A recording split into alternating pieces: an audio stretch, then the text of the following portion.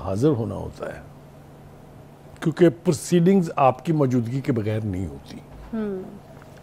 چونکہ حضرت صاحب کو عدالتوں میں پیش ہونے کی عادت نہیں ہے اس لیے پھر ان کو گرفتار کر کے پیش کیا جائے گا.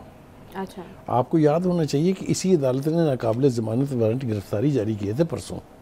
یاد ہے نا؟ جس کی وجہ سے وہ پیش ہوئے. وہ آج پیش ہو گئے. اصل میں ایک اسٹریٹجی ہے ان کی اور وہ یہ ہے کہ فرد جرم عائد ہونے سے پہلے جتنا آپ عدالتوں سے بچ سکتے ہیں بچے.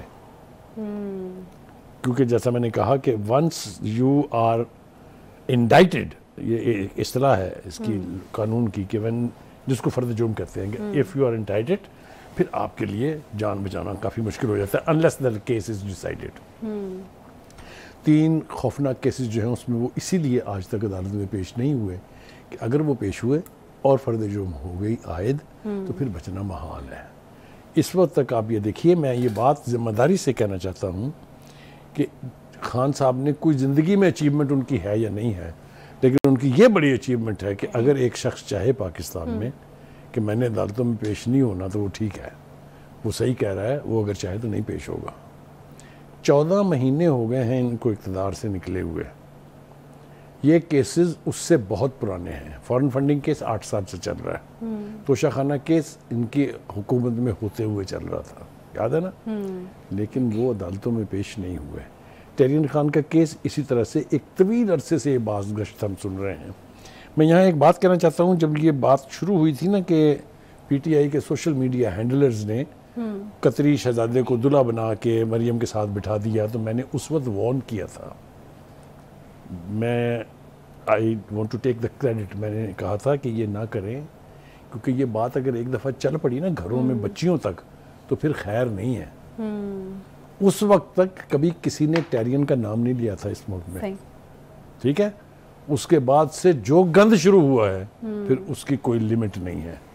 ایک بات. دوسری بات یہ ہے کہ جے آئی ٹی کے سامنے بھی وہ پیش ہوئے ہیں. وہ جو سائفر والا معاملہ ہے وہ بھی 2 گھنٹے تک تفتیش ہوئی ہے. وہاں بھی وہ اوائڈ کر رہے تھے. پہلے تو وہ کہتے تھے کہ یہ ایشو ہی نہیں ہے، پھر انہوں نے اس کو بھی اوائڈ کرنے کی کوشش کی جس حد تک کر سکتے تھے. الٹیمیٹلی جب ایف آئی اے نے اس میں یعنی عدالت کی طرف سے اس کے اوپر سے وہ پابندی اٹھا لی گئی اس کیس پر سے، تو اس کے بعد سے ایف آئی اے ایکٹیویٹ ہوئی ہے.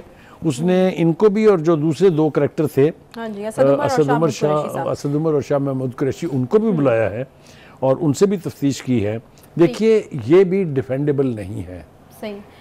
اچھا بخاری صاحب، اور بھی کیریکٹرز چونکہ پی ٹی آئی کے ساتھ جڑے رہے ہیں اور خاص طور پر اگر کرپشن کے حوالے سے بات کی جائے تو فرح گوگی کا نام بہت زیادہ پرومیننٹ ہے اور اب یہ کہا جا رہا ہے کہ وہ شاید وعدہ معاف گواہ جو ہے وہ بننے کے لیے تیار ہیں.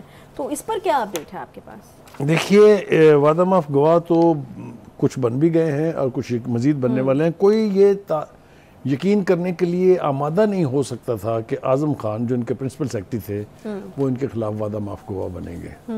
وہ بن گئے. اسی طریقے سے اب فرح گوگی. دیکھیے فرح گوگی کا میرا نہیں خیال کہ خان صاحب سے اتنا کوئی ڈائریکٹ واسطہ تھا. وہ ان کی جو بیگم صاحبہ ہیں بشرا بیگم، ان کے ساتھ اس کا رابطہ تھا. جو سوشل میڈیا کے اوپر خبریں اڑائی جا رہی ہیں اس میں اس طرح کی باتیں بھی مل رہی ہیں کہ خان صاحب اور ان کی بیگم کے بیچ بھی کوئی تکرار بازی کہہ لیں یا کوئی ہاتھا پائی، کچھ اس طرح کی خبریں آ رہی ہیں. اور یہ کہ یہ بھی کہا جا رہا ہے کہ انہوں نے دھمکی لگائی ہے کہ اگر توشہ خانہ کا کیس میں مجھے بلایا گیا اور پیشی ہوئی تو میں وہاں سچ بول دوں گی. اچھا. اب اگر اس بات کو آپ مان لیں کہ یہ ہوئی ہے تو پھر آپ کو گوگی کے فرح گوگی صاحبہ کے وعدہ معاف گواہ بننے کی بات سمجھ میں آ جائے گی. یہ جو لوگ ہوتے ہیں نا جو اس قسم کے جرائم میں آپ کے شریک کار ہوتے ہیں، ان کا پیندہ کوئی نہیں ہوتا، یہ یاد رکھیں آپ. یہ ٹلٹ کرتے ہیں، یہ شفٹ کرتے ہیں، انہوں نے اپنی جان بچانی ہے. اس وقت وہ کچھ بھی بشرا بی بی کی یا خان صاحب کی جان بچانے کے لیے نہیں کریں گی. انہیں اس وقت اپنی جان سب سے زیادہ، ان کے لیے صرف اپنے مفادات کا تحفظ اہم ہوتا ہے. پہلے بھی مفادات کا تحفظ تھا جب وہ فائنینشل مفادات جو ہیں وہ ان کے زیر غور تھے یا ان سے فائدہ اٹھا رہے تھے، اور اب انہوں نے اپنی جان بچانی ہے.